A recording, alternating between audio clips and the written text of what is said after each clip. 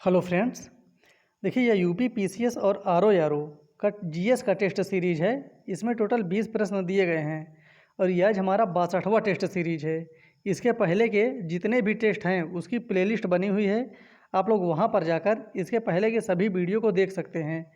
उसका लिंक नीचे डिस्क्रिप्शन में दे दिया गया है, आप लोग वहां से इसको देख सकते हैं। हम लोग शुरू करते हैं। आज का 62वां टेस्ट है। संविधान को 26 जनवरी के दिन लागू करने का निर्णय इसलिए लिया गया क्योंकि कांग्रेस ने इस तिथि को 1930 में स्वतंत्रता दिवस के रूप में मनाया था।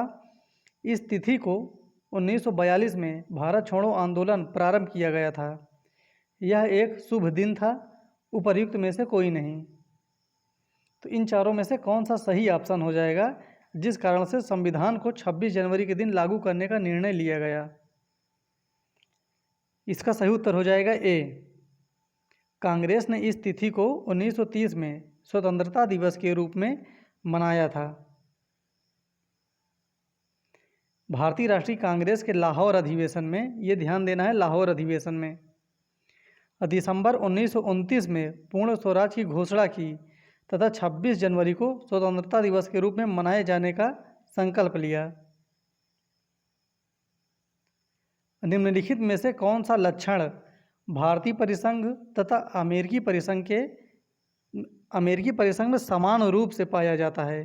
भारतीय परिसंघ में और अमेरिकी परिसंघ में एक ही नागरिकता, संविधान की 3 सूचियां, न्यायपालिका की द्वैधता, संविधान के निर्वाचन के लिए परिसंघीय उच्चतम न्यायालय। इसका सही उत्तर हो जाएगा डी। संविधान के निर्वाचन के लिए परिसंघीय उच्चतम न्यायालय। ये भारतीय परिसंघ और अमेरिकी परिसंघ में समान रूप से पाया जाता है। निम्नलिखित में से कौन सा विषय समवर्ती सूची का है? ऐसा विषय जो समवर्ती सूची का है। पुलिस, आपराधिक मामले, रेडियो और टेलीविज़न, विदेशी मामले। इन चारों में से कौन सा समवर्ती सूची का विषय है? इसका सही उत्तर हो जाएगा बी, आपराधिक मामले। ये समवर्ती सूची का विषय है। संसदीय स्वरूप के शासन का प्रमुख लाभ यह है कि कार्यपालिका और विधानमंडल दोनों स्वतंत्र रूप से कार्य करते हैं। काफ़ी इंपॉर्टेंट क्वेश्चन है ये। यह नीति को निरंतरता प्रदान करता है और यह अधिक दक्ष है। कार्यपालिका विधानमंडल के प्रति उत्तरदायी बना रहता है। सरकार के अध्यक्ष को निर्वाचन के बिना नहीं बदला जा सकता। इसका सही उत्तर हो जाएगा सी। कार्यपालिका विधानमंडल के प्रति उत्तरदायी बना रहता है। यही संसदीय स्वरूप के शासन का प्रमुख लाभ है। भारत में नागरिकता की निम्नलिखित विशेषताओं में से कौन सी सही है? जो एक सही है वो बताना है। राज्य तथा राष्ट्र की दोहरी नागरिकता, राज्य की एकल नागरिकता, संपूर्ण भारत की एकल नागरिकता, भारत और अन्य देश की दोहरी नागरिकता।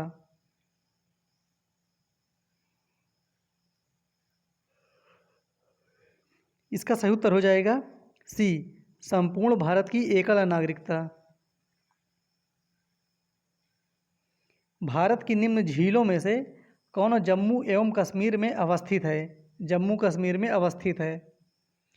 फुल्हर झील, कोलेरू झील, अंचार झील, हमीरसर झील। इन चारों में से कौन जम्मू कश्मीर में है? इसका सही उत्तर हो जाएगा सी, अंचार झील। ये जम्मू कश्मीर में है। निम्नलिखित में से कौन सही सुमेलित नहीं है? यहाँ पर ये वर्ड ध्यान देना है, नहीं है। नहर परियोजना और ये अवस्थिति है। घाट प्रभा नहर परियोजना कर्नाटक, उकाई नहर परियोजना गुजरात, नीरा नहर परियोजना महाराष्ट्र, जवाई नहर परियोजना तमिलनाडु। इन चारों में से कौन सा एक सही ऑप्शन नहीं है? इसका सही उत्तर हो जाएगा डी, जवाई नहर परियोजना तमिलनाडु। ये गलत है क्योंकि ये राजस्थान में है जवाई नहर परियोजना। दक्षिण भारत में उच्च कृषि उत्पादकता का क्षेत्र पाया जाता है। बहुत इंपॉर्टेंट क्वेश्चन है ये। यहाँ पर ये हमेशा ध्यान देना है, कृषि की उत्पादकता, जो उच्च उत्पादकता है वो क्षेत्र कहाँ पाया जाता है? केरल तट में, तमिलनाडु तट में, तेलंगाना तट में या विदर्भ तट में? जो कृषि की उच्च उत्पादकता का क्षेत्र वो कहाँ अवस्थित है इन चारों में से?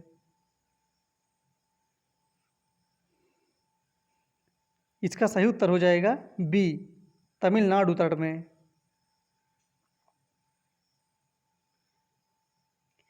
पुनर्भरण योग्य भौम जल संसाधन में सबसे संपन्न राज्य है? ये बहुत ही इंपॉर्टेंट प्रश्न है ये। पुनर्भरण भौम जल संसाधन में तो सबसे संपन्न राज्य इन चारों में से कौन सा हो जाएगा? आंध्र प्रदेश, मध्य प्रदेश, उत्तर प्रदेश या पश्चिम बंगाल?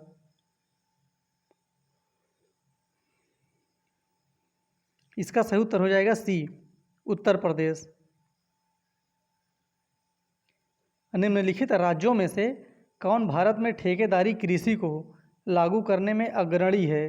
वहाँ पर ठेकेदारी कृषि सर्वाधिक होती है भारत में। हरियाणा, पंजाब, तमिलनाडु, उत्तर प्रदेश? भारत में जो ठेकेदारी कृषि है वो सबसे अधिक पंजाब राज्य में होती है। इसका सही उत्तर हो जाएगा बी। निम्नलिखित में से कौन सही सुमेलित नहीं है? Harappa, Dayaram Sahni, Lothal, S R. Rao, Surkotada, J P. Joshi, Dholavira, V K. Thapar? जो इनमें से सही नहीं है वो हो जाएगा डी, धौलावीरा, वी.के. थापड़। ये गलत है। वैदिक रिवर अस्कनी की पहचान निम्न रिवरों में से किसके साथ की जाती है? अस्कनी की पहचान ब्यास, रावी, चिनाब या झेलम?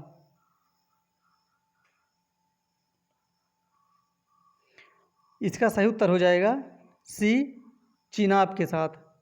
अस्कनी चिनाब के साथ इसकी पहचान की जाती है। चिनाब का प्राचीन नाम अस्कनी है। निम्नलिखित में से किस बौद्ध ग्रंथ में संघ जीवन के नियम प्राप्त होते हैं? संघ के जीवन नियम प्राप्त होते हैं। दीर्घ निकाय, विनय पिटक, अभिधम्म पिटक, विभाषा शास्त्र?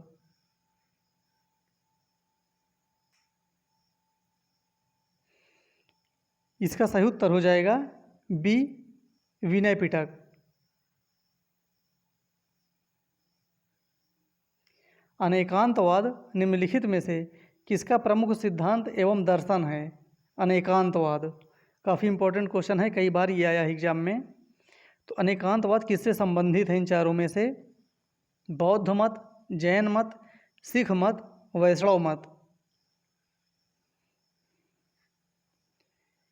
इसका सही उत्तर हो जाएगा बी, जैन मत। जो अनेकांतवाद है ये जैन मत से संबंधित है। भागवत धर्म का ज्ञात सर्वप्रथम अभिलेखी साक्ष्य है? जो भागवत धर्म है इसका सबसे पहले जो हमको ज्ञात होता है उसका अभिलेखी साक्ष्य क्या है? किस अभिलेख से हमको सर्वप्रथम भागवत धर्म के बारे में पता चलता है? समुद्रगुप्त की प्रयाग प्रशस्ति, गौतमी बलश्री का नासिक अभिलेख, बेसनगर का गरुण स्तंभ, धनदेव का अयोध्या अभिलेख?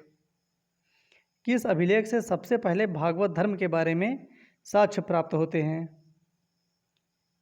इसका सही उत्तर हो जाएगा सी, बेसनगर का गरुण स्तंभ। जो बेसनगर में गरुण स्तंभ है वहाँ से हमको सबसे पहले भागवत धर्म के बारे में पता चलता है।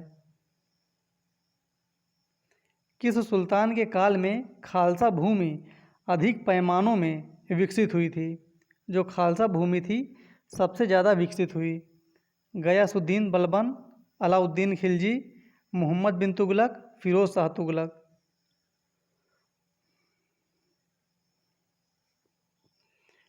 इसका सही उत्तर हो जाएगा बी, अलाउद्दीन खिलजी के समय सबसे अधिक खालसा भूमि विकसित हुई थी। शारदा एक्ट संबंधित था बाल विवाह प्रतिबंध से, अंतरजातीय विवाह प्रतिबंध से, विधवा विवाह प्रतिबंध से, जनजातीय विवाह प्रतिबंध से? शारदा एक्ट किससे संबंधित था? तो ये तो कन्फर्म है कि ये विवाह से संबंधित था, लेकिन किस प्रकार के विवाह से? इसका सही उत्तर हो जाएगा ए, बाल विवाह प्रतिबंध से, क्योंकि इसी एक्ट के बाद जो महिलाएं हैं उनकी उम्र 14 साल कर दी गई थी शादी के लिए, लड़कियों की उम्र। देवबंद आंदोलन, जिसको संयुक्त प्रांत कहते हैं अर्थात उत्तर प्रदेश, देवबंद आंदोलन में किस वर्ष आरंभ हुआ था? जो देवबंद आंदोलन है ये किस वर्ष आरंभ हुआ था? 1900, 1888, 1885, 1866।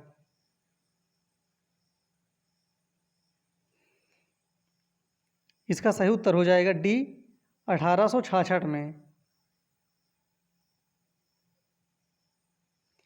भारतीय राष्ट्रीय कांग्रेस के निम्नलिखित अधिवेशनों में से किसकी अध्यक्षता सी विजय राघव चेरियार ने की थी? यहाँ पर चेरियार लिखा हुआ है, ये चेरियार भी इसको कहते हैं, चेरियार या चेरियार, चेरियार। इसकी अध्यक्षता किसने की थी? चेरियार ने। लखनऊ अधिवेशन की जो 1916 में हुआ, नागपुर अधिवेशन 1920, गया अधिवेशन 1922 या उपर्युक्त में से कोई नहीं। इसका सही उत्तर हो जाएगा बी, नागपुर अधिवेशन 1920 की। इसकी अध्यक्षता सी विजय राघव चेरियार ने की थी। कांग्रेस के नरम दल के नेताओं की आंदोलन की पद्धति थी, इनकी कौन सी आंदोलन की पद्धति थी? असहयोग, राजवाम बंध आंदोलन, अनुकूलन प्रतिघटन, अविधेयक। इसका सही उत्तर हो जाएगा बी, राजवाम बंध आंदोलन। इनकी यही पद्धति थी। तो ये काफ़ी इम्पोर्टेंट है, आप लोग ये नाम हमेशा ध्यान रखिएगा। राजवाम बंध आंदोलन ये नरम दल के नेताओं की आंदोलन की पद्धति थी। इस प्रकार से आज हमारे 20 क्वेश्चन कंप्लीट हुए। फिर मिलते हैं अगले वीडियो में, तब तक के लिए धन्यवाद।